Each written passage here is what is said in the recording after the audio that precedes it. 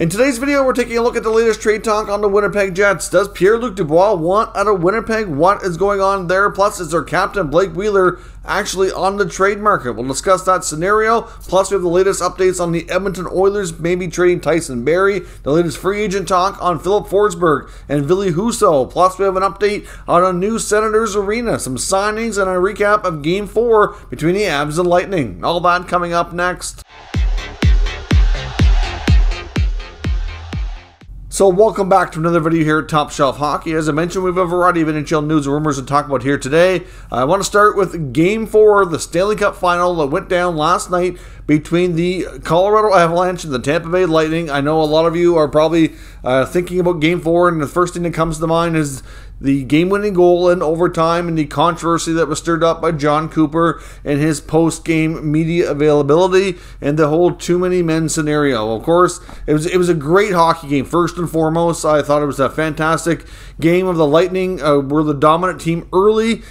Couldn't get a big lead from it. They really should have based on the play, the shot advantage, etc. But I find a lot of times when that happens and you dominate the play, but you get either no lead or a very small one, then sometimes eventually it seems to swing the other way. Just for whatever reason, it seems to go down that way. And the Avalanche, after one period, were down 1-0.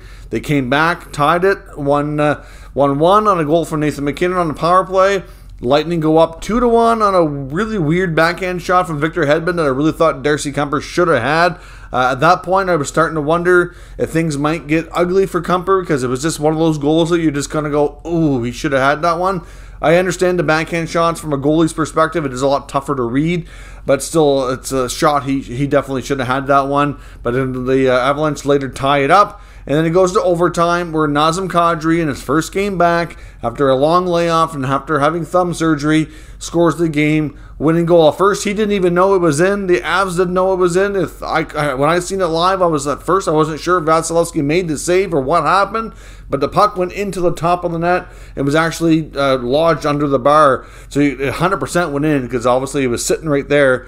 But just where it didn't go in and out, you didn't really see the mesh move or anything like that, so it wasn't as obvious. But after you've seen the replay, he's like, okay, it's in. Kadri wins it.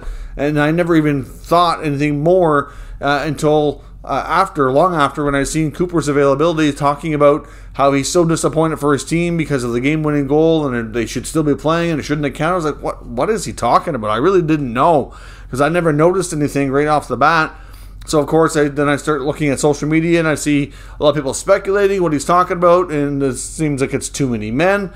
So I go back and I obviously did some searching, found some replays.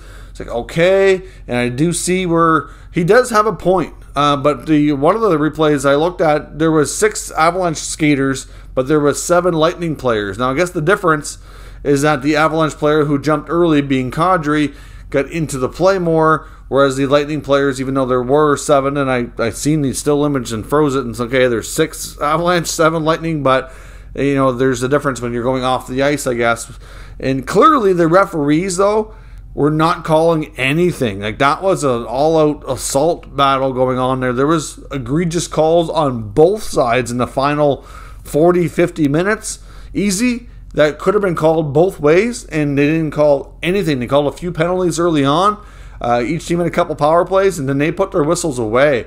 Wes McCauley and Kelly Sutherland, who the NHL regards as its absolute best top referee tandem, that's how they decided to handle it. And to me, that's the issue here, is the NHL's inconsistency. They say that they call it the same way all the time. They don't put the whistles away, but they clearly do. And this was a prime example of that. I mean, I know that refereeing is a really tough job, and calls do get missed. Apparently all 4 officials, because linesmen can call too many men as well, were asked after the game. None of them saw it. And quite often the problem with that penalty is that it usually takes probably a good 6-7 seconds sometimes before you even notice, because of think about how long it takes them to count the players and to look and see where everybody's at. Like, it's a little tougher to call that one than a lot of other penalties. So certainly John Cooper's already kind of reneged his words. He's gone back to talking about the media today. He says it's water under the bridge. Blah, blah, blah. He's kind of taking a whole different opinion on it now.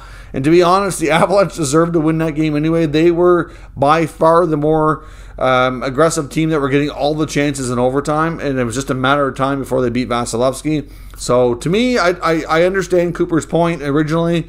I do think that there is a valid point for too many men, but I think that probably goes uncalled about 20, 30 times a game. Players jump early all the time to try to get an edge because that's what players do. They say if you ain't cheating, you ain't trying. So I think that goes both ways in all teams, and all games, really, to some degree. And generally, if the puck goes near the benches, that's the most common time you see it called, because then they end up getting into the play quicker than they anticipate. So, ultimately, occasionally, if a player jumps and the player that they're replacing doesn't come off and they end up on longer, it gets called too. But I understand why he's upset. But you know what? Like I said, based on how that game was going, it doesn't surprise me that they missed it or didn't call it or what have you. But the same thing happened on the reverse tails here. The Lightning had the same thing. They scored a goal against the Islanders in the Eastern Conference Final last year, and Barry Trotz was losing his mind over too many men, and Tampa didn't seem to have a problem with that. But Tampa and John Cooper, no disrespect to them, but Cooper does lobby the referees pretty hardcore, and the Lightning are a team that I have a ton of respect for, and I love John Cooper as a coach. I think he's done a tremendous job. But that's the one thing he does, and I think it's just his nature as a lawyer, just the way he's trained. And it's quite often you can lobby hard and sometimes get advantages for your team. And he always looks out for his team, which is his job, and I respect that. But you do see John Cooper quite often talking either to the refs, whether the referees themselves, or through the media about stuff that's happened. He's done it all playoffs. He's done it the last number of years. It's just a common Cooper-ism, I guess you want to call it. But anyways, regardless of what I don't see it being as big controversy myself. It's unfortunate, but this has happened numerous times. Maybe the Lightning don't get past the Islanders last year. If that call gets called, maybe they don't get that second Stanley Cup. Like, it's, you could be talking about that, debating it all day. You just don't know. But at the end of the day, the Avs have a 3-1 stranglehold. They're going back to Denver for Game 5 with a chance to win the Stanley Cup. Now, we do have a few signings to talk about as well. The Flyers announced that they've signed one of their younger goalies, Felix Sandstrom. He gets a 2-year contract with a $775,000 average annual value. It's a 2-year deal, like I said, but year 1 is a 2-way deal, where year 2 is a 1-way deal. So the intent is to have him in the NHL full-time in the second season of this. Obviously, he'll provide some goalie depth and some goalie insurance, if you will, kind of push the other guys in camp and see what kind of playing time he could get from that. But Sandstrom at one point was looked upon as being a decent prospect goalie, so it'll be interesting to see how he works into the goaltending equation in Philadelphia. And even though it won't be registered for some time, hard to say exactly when it is, but Frank Saravalli is reporting that there is a verbal arrangement between the Vegas Golden Knights and pending UFA forward Riley Smith on a contract extension, which is something we've heard about for quite some time. Just now we're getting a little bit more details.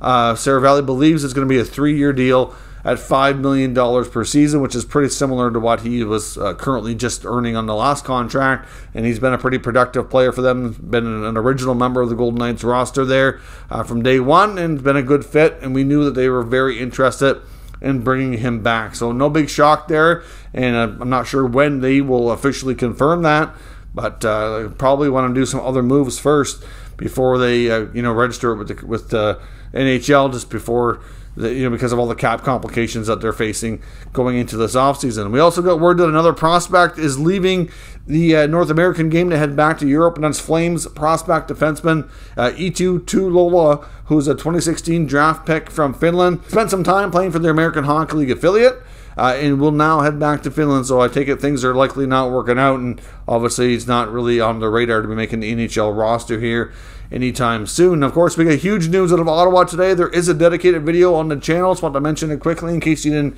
hear the news, but the Ottawa Senators were revealed to be the preferred bidder for the new LeBreton Flats development downtown Ottawa, where they plan to build a new NHL arena. Obviously, this is something they've been working on for the better part of a decade. The last time we saw the Senators try to go through this process, they were selected as the preferred bidder as well, with their former partners, Trinity and John Reddy, and they ended up in a major lawsuit against each other. The negotiation part of the next phase did not go well at all, went absolutely terrible, and it looked like this was never going to happen. Well, they have a whole different crew of partners that they're working with now, including some companies that have worked on recent arenas like UBS Arena in Long Island, the Climate Pledge Arena in Seattle, T-Mobile in Vegas, etc. They have some really solid partners that they're partnering with here, which would be a solid addition, and it's going to probably be obviously like another year plus before they have a chance to get shovels in the ground. They still have to go through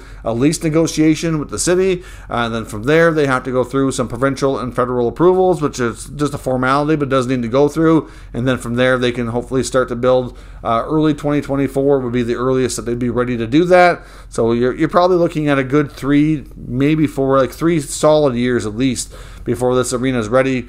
It could be more, it could be closer to 4, but it just depends. But either way, that's fantastic news for Sens fans who desperately need to get into the downtown area to really protect the long-term viability and sustainability of the franchise, and it'll be a huge boost for the downtown core of the city of Ottawa, who, like every other place in the world, has had a major impact from COVID and all the shutdowns, lost revenue, and everything like that. So obviously they'll be looking to create a whole new, not just hockey arena, but like a place for events and concerts and all kinds of other things as well to kind of rejuvenate the downtown core of the city. So that's a huge news, not only for the team but for the city as well. On to some UFA rumors here for today. We got word from the fourthperiod.com and Dave Pagnotta. He was talking on NHL Network that Ville Husso is apparently going to be high on the radar for the New Jersey Devils as free agency opens. Of course, we've already linked Husso also to a team like the Edmonton Oilers, and I'm sure there's going to be at least a handful of other teams that check in with the pending UFA goaltender who's 27 years old, coming off a real solid year. At one point was certainly highly regarded as the next goalie, the goalie of the future, if you will, for the St. Louis Blues. But then I kind of got stolen from him by Jordan Binnington because he was injured when Binnington got called up a few years ago, and while the rest is history. It was bad timing on his part, but that's what happens sometimes in sports. And now he's got more of a chance to play over the last season or two, but he's down to a new contract, and it doesn't make sense for the Blues to be paying $10+ million between their two goalies, since Binnington's already signed long term. So it's pretty unlikely he goes back to St. Louis. So teams that need a new starting goaltender will certainly be in the mix, and I think it's fair to say that there's still some teams that are not quite clear on, but New Jersey does make a lot of sense. It's been reported that they're either going to do one of two things when it comes to their goaltending. They are either going to bring in a goaltender to work in a 1A, 1B scenario with Mackenzie Blackwood, so they wanted somebody of this caliber who's still fairly young and can kind of play a similar number of games to kind of push each other, or they could consider trading Blackwood, which is also a possibility we might see, and bring in a second goalie as well and still kind of run somewhat of a tandem scenario, or they may have Husso be, instead of a 1A, 1B, might be just one and then have a 2. It's hard to say how they're going to go about it, but at least one new goalie is expected with the Devils organization, and he's certainly far along on their radar to be possibly that guy. So we'll see how it plays out. And Philip Forsberg, reports today from Frank Sir Valley and dailyfaceoff.com today indicate that the Preds and Forsberg are still quite a ways apart on negotiations. Very little to no progress has been made since the deadline and the end of the season. The Predators are certainly still very much interested in signing him. It appears as though there's interest on his side as well, but if you're that far apart, there's going to be a big gap to close, and they still have time, but time is starting to slowly run out here as we approach the end of June. They do have a few weeks left, but I'm sure that when teams are going to be looking to make a lot of decisions by the time the draft hits, maybe we'll see his rights traded or something like that if they feel it are at a point where it's definitely not going to happen. We had heard before he was looking to stay in Nashville, at least an 8-year deal, probably around that $9 million mark, something around what Roman Yossi's making, and I'm not sure that the Preds have the appetite to go that long and that much. But he is a 40 goal scorer now. He can command a lot of money. He's put up the numbers, and now it's time to cash in and get paid, and there will be a number of other suitors available, no doubt, if Forsberg and the Predators cannot come to an agreement. Now, as I mentioned, another player to watch as a potential trade bait, I mentioned him once before, is Tyson Barrie in Edmonton. The Oilers are certainly going to have no choice but to make some roster moves this offseason because of the cap, and whatnot, and obviously due to necessities. But Tyson Barrie appears to be a luxury they can no longer afford to have, with obviously having other right shot defensemen like Evan Bouchard being able to run the power play and give you a similar kind of offensive production. Cody Cece's fit well as a top 4 right shot defenseman as well. So this doesn't make a lot of sense when they have a lot of other money that they need to, that could tied up here in other positions like the forward group. They're going to have to address goaltending, and they need all the cap flexibility that they can get. So certainly having, a player making over $4 million off the roster makes a ton of sense, especially when it's, like I said, something that you kind of see as a bit of a duplicate when you have a guy in Bouchard who can do the same job for less money right now. So obviously I don't think there'll be any shortage of interest in a offensively capable right shot defenseman in Tyson Barrie, who's really not making a ton of money, $4.25 million for a couple more years. I know, for example, a team in Carolina, if they lose Tony DeAngelo or they can't come to terms on a contract with him, now he's RFA, Tony is, so the Canes could trade him at least if they can't come to terms. It's not like they won't get a return, but I could see him being a good fit there. If that doesn't work out for them, if Pittsburgh loses Chris Letang, there could be a fit there. Dallas, if they lose John Klingberg, which is possible, there could be a fit there. So there's lots of options out there for teams that already have right shot, offensively gifted defensemen that might be, not returning as a replacement, and he would certainly be capable of giving you similar production, and in most cases for less money. So we'll see where that goes, but I do expect the Oilers to have to make a number of changes, and Tyson Barrie, to me, is probably one of the easier ones to predict on that roster. Just a matter of where he goes and what the return ends up being. Now, Winnipeg. Let's talk about the Winnipeg Jets here. I got to wonder if some dark days may be ahead. We heard about Mark Scheifele at the end of the year. We wondered if he was going to want out. Right now, it doesn't sound like he's made that request. The latest reports indicate that he and Cheveldayoff had a decent meeting at the end of the year, and he at least hasn't asked to be traded, but there's still some that think that he would still be okay with a change of scenery, so to speak. Then we get word from Frank Zarafali in dailyfaceoff.com yesterday that Captain Blake Wheeler's on the market. And then last night, during the Game 4 of the Stanley Cup Final, Elliot Friedman drops another somewhat of a bomb here, that Pierre-Luc Dubois has informed the Winnipeg Jets that in 2024, so in 2 years' time, he's eligible at that point to be an unrestricted free agent, and he has every intention of wanting to be that. So therefore, ruling out him signing a long-term deal this offseason. I know there was other reports saying that the Jets were very interested in signing Dubois long-term to be able to avoid obviously having that scenario pop up quite so soon. Now, Mark Scheifele is also unrestricted in 2024, and Blake Wheeler's contract doesn't have a lot of term left on it either. You gotta wonder here if all these top players, could they all be gone? Like, is there dark days ahead in Winnipeg? What is Cheveldayoff going to do? I mean, there was other reports back before the season ended that said that if the Jets couldn't sign Dubois long term, that they very well would likely consider a trade. Now, I heard other comments today from Elliot Friedman reminding us of the Jacob Trouba scenario and how that played out in Winnipeg, and Kevin Cheveldayoff hung on to him to the absolute last minute. So they do have Dubois under control for 2 more years, so they could sign him to a 1-year deal this offseason, maybe do it again next year, or they could do a 2-year deal now and be done, walk him to free agency, and then at that point, try to convince him to stay. If things aren't going well and it's not looking like it's going to happen as you near the end of the contract, especially if you're not making the playoffs that year, you could trade him at the deadline and start to recoup your assets and move on. It's not really clear how they're going to go about this, but we've seen this act before with players wanting out of the Jets organization, and Cheveldayoff has not necessarily overreacted to get a deal done not early, but at the same time, you got to wonder, the younger a prospect or a player is, and the more opportunity a team has with Pierre-Luc Dubois might create better value. But if he would say that same comment to any team out there that he wants to be a free agent in 2 years, that's going to hurt his value to an extent, because teams are not going to trade for him thinking they're going to have this, mid-20s player for another decade. It's probably not going to happen, or at least it's, chance that it won't. So it's difficult, right? So you got to, be careful how they go about this. So to say that he wants out, I think is premature, but at the same time, it does kind of sound that way. It sounds like I'll stay for 2 more years and then I want to leave. At least that's what the reports make it sound like.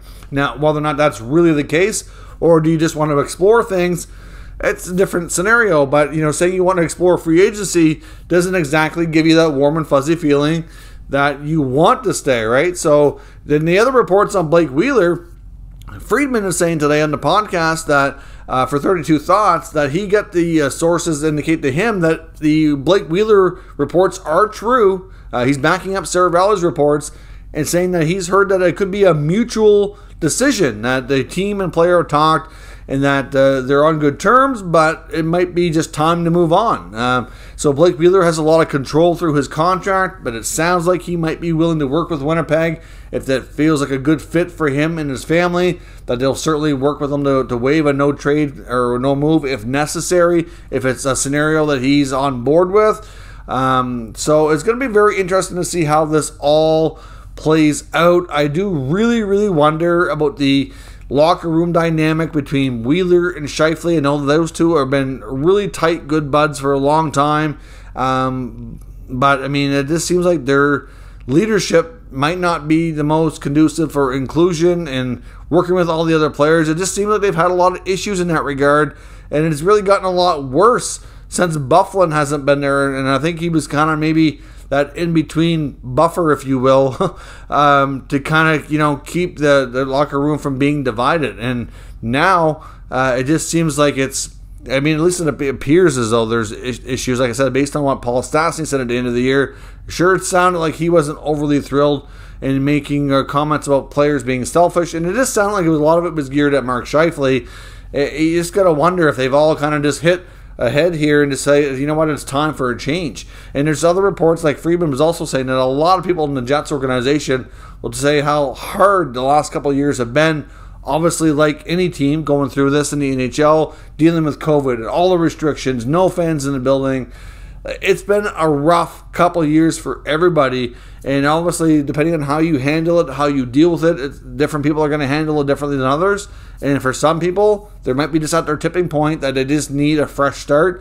And I do honestly wonder what that means for the Jets. Now listening to what else Friedman said too, he said that they've had conversations with Kevin Cheveldayoff, and Jeff Merrick commented on this as well in the podcast, saying he talked to him at the NHL Draft Combine recently. It just sounds like they don't necessarily intend to go through a rebuild, but when Cheveldayoff was speaking about the future of the Jets, he was really focusing hard on a lot of their younger products and a lot of the talent coming through that they have on, that have already drafted here recently, and what they might obtain in the draft this year. So it sounds like they're going to try to do a retool and incorporate more and more youth into this team gradually in the next few years, which is probably a good idea, but it just makes me wonder on how this is going to work. I know when it comes to Connor Hellebuyck, another veteran who's a all-star caliber quality player, he's made it known too that he's willing to stay and play out his contract as long as they're not rebuilding and as long as the team's going in the right direction.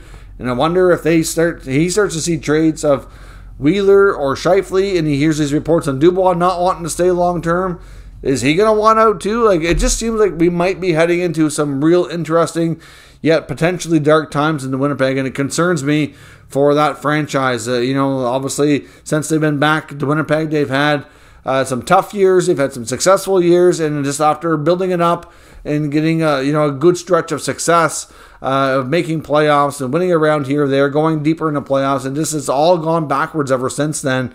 And it's painful to watch, and I hate to see it, and I hope they can get things turned around and that Cheveldayoff can have a good productive summer, because it sounds like he really does have a lot on his plate here to deal with, and it'll be interesting to see how they navigate through it. So let me know your thoughts. Are guys like Wheeler, PLD, Scheifele, are they all going to be gone this summer? What are the Jets going to do? How do they react? Tell me your thoughts in the comments. We'll discuss further. If you're new to this channel, make sure you subscribe and stick around. We'll keep you up to date with the latest news, rumors, and analysis on all 32 NHL teams.